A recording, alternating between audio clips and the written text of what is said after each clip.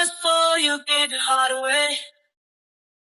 Think twice before you let someone say. What is going on, family? It's Adrian with Think Twice Yakima. We have Jacob Valdez here too, and this is the Relationship Podcast Experience. Today we have two amazing people. We have Chloe and Alberto from Aware. Tell them a little bit about yourself. Well, this is my first year with the program as a coordinator, so I just kind of came on and really just kind of got a hand on everything. But it's been a really good experience, definitely. I love it, and I'm excited to be here. Nice. So thank you. Yeah, so I came on to Aware, the relationship education program, when I was about 19. During that, I was in my own relationship, so as I was educating students, I was learning also to take these skills and things that I was learning and apply them to my own relationship. And then just last year, I just got married, and I'm 21 years old now. Come on. There you go. There you go. Yeah, it's really cool because Krista ran into you guys. And we just had that conversation. They're like, they're like, oh, you guys exist. They're like, you're still alive. Yeah. And so it's really cool because we do the same thing pretty much. We go into the schools, we talk about healthy relationships, and we try to empower students to make better decisions, right? Mm-hmm. And so that's one of the reasons we wanted to collab with you guys, because we are like-minded and we can give value back to the students and parents on the topics that we teach. Yeah. And so today's topic is going to be on trafficking, okay? And so it's a little deep, it can be a little dark, but we want to be very informational. And I'll start off with something that is really interesting that I didn't know before I delve into this topic. Is this trafficking industry is a $250 billion industry. Oh, Wow. word. So they're an immense industry, Yeah. and they have money to do whatever they need to do to get people to buy into what they do. And so, on that subject, what are like some red flags that students should watch out for, or parents, when we talk about this subject? What are some red flags? Well, I mean, definitely now we all have access to phones, Oh, yeah. right? So Yeah. definitely being aware of that and exactly what you're watching, or the types of apps you even have on your phone, and the things we share.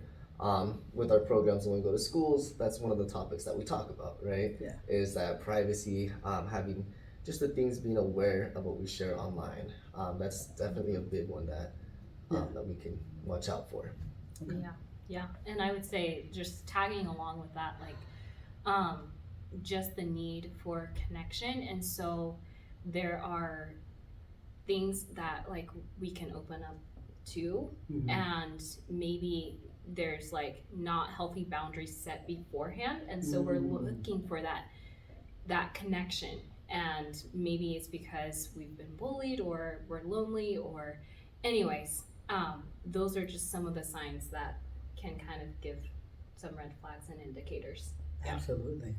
Jacob? See, kind of going along with using social media and like how we're all connected. A big red flag for me, at least when it comes to, like, let's say for example putting me in the position, is, let's say I'm meeting someone online playing a game, and a big one I always keep in mind is that they start asking like where I'm from and want to know like exactly kind of like what I'm up to. Like it's one thing to kind of be like, oh, like what's the, like, you know, like what's your like region, you know, that's one thing. But if they're like, yo, what city are you from? Yeah. You know, like what school are you going to? That's when I start kind of going, wait. A little too much. Yeah. Yeah. And something tagging along with that, not to just take away, but this is kind of like a new term for Gen Z, is the ASL. So it's the age, sex, location, and it's happening all the time in chat rooms, and they'll just like start asking really detailed stuff just like that. Yeah. Definitely. Yeah, so we got to be aware of what's going on online. You talked about vulnerabilities too, like kids that are, maybe they don't have that connection at home. And then prior to this, me and Alberto were talking about there's kids that actually had connection at home.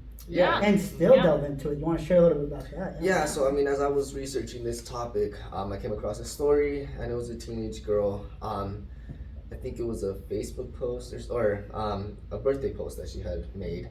So it was like family and friends, you know, congratulating her and saying happy birthday and all.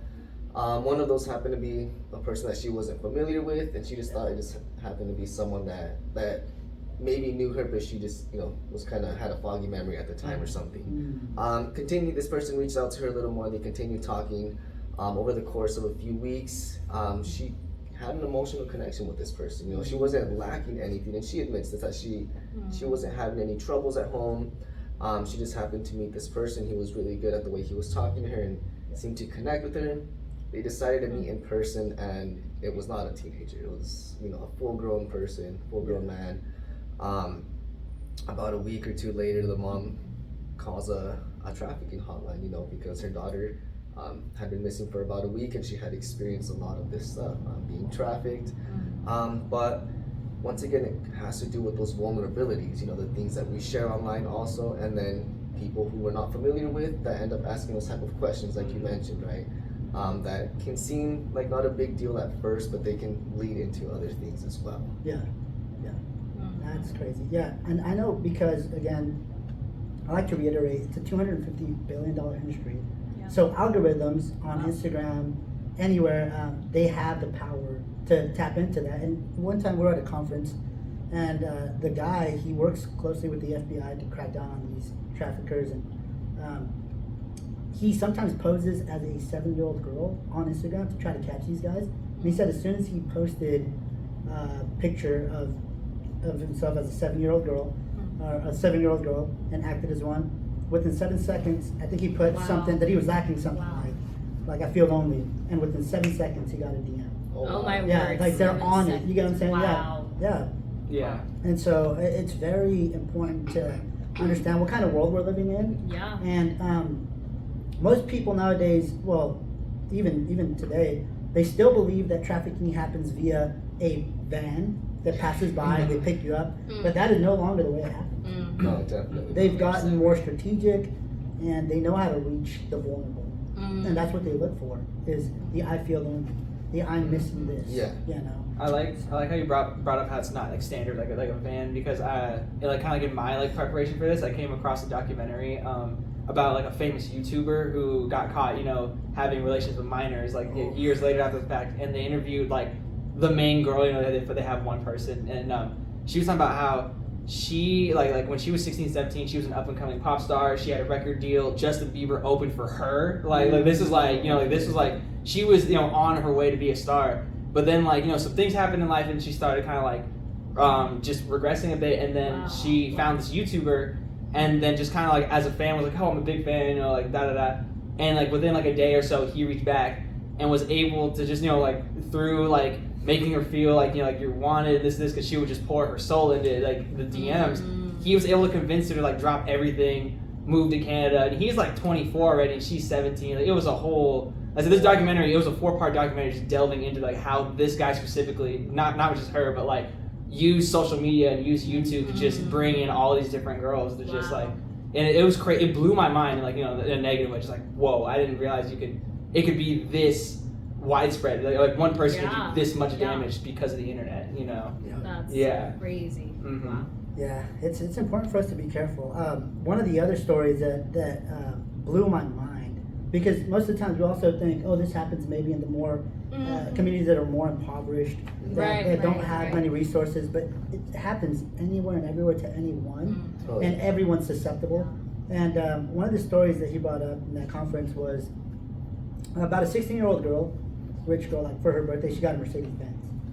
Now, but she was upset because she didn't get the purse that she wanted. So she went online and started talking about how her dad did not get her that purse and this and that. And so someone reached out to her online, and they're like, hey, like, I got you, don't worry about it, like, I'll get you this purse. And they met up. She went missing. 3 months later, they found her body in a ditch.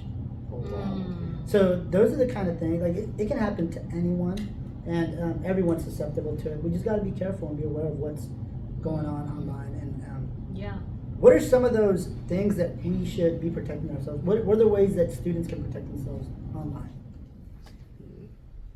I mean, once again, those chat rooms, that's a big thing. Don't be afraid to keep your profile private, like on the private settings, and that way you can see who's requesting to follow you beforehand. I used to keep my profile open all the time, and I got weird like bots and weird other people in my followers list, and as soon as I hit private, like a lot of that spam has just gone down. So Yeah. like I think Right. not being afraid to like hit private, that way you yourself can approve who's seeing your stuff. That's a big like thing right there, like right For away. sure. Yeah. For sure, because I have one on public and I still receive messages from like everywhere, and I'm like, okay, I gotta spell these things. You get these weird Mhm. messages, Yeah. DMs. It's Yeah. like, okay, that's definitely not a person Yeah. or something. Yeah, that's Yeah. a bot. But yeah, I mean, going private, that's something that if you look at online resources, like looking at ways to stay safe or from traffickers, that's like the number one thing they're gonna say when it comes to social media. Like online, just put your account on private. Yep. That makes a big Yeah. difference. Simplifies a lot. It really does make a big difference. It's crazy, like how that sounds so it's like easier said than done. But it really is one of the things like once you like literally like I said, once I hit private on my account, the amount of spam I got, like just I'm not saying it fully went away, but it just diminished. Like it like Yeah. it was Yeah. crazy. Yeah. And I mean, then going back to what you said, I still think that's crazy how within 7 seconds someone reached out to that person. I mean, They're it just shows, on it. it just shows how prominent this really is. It's Yeah. not the white van. It's not just one person or two people lurking around. It's they're actively looking for someone. Yeah, and I think it's way less out there than what we think. Like I'm saying, when I say out there, it's signs that are either normalized so that we aren't as aware of these things. And so I would say keep your account private. Don't be afraid to unfollow certain people if it's looking like a spam. Detox your feed. Like those are very, very healthy boundaries to set for yourself. Check who you're following also, because sometimes an account that you might have initially followed, things go on in the background and people will sell their accounts to other people. Exactly. And it may not even realize that now that person who now holds the account has completely different intentions than maybe the person you originally followed. So always every now and then do also like a list of your followers, see if anything changed, see if like you see something that maybe again that you just don't recognize. That's that kind of big thing. You don't recognize it. Yeah. And it can be pretty obvious to know when an account has changed. Originally.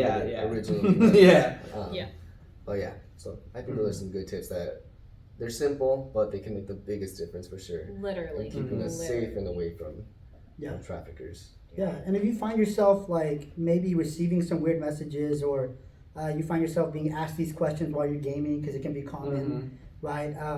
Go ahead, and we have a couple resources we want to give off right off the bat. So National Human Trafficking Hotline is 1-888-373-7888. And they're available 24/7. You could also text them to text help to 233-733. So just in case you might have a friend going through this, you might be going through this yourself, or you're a parent of a loved one, that information there is readily available. We'll have it in the link posted down below.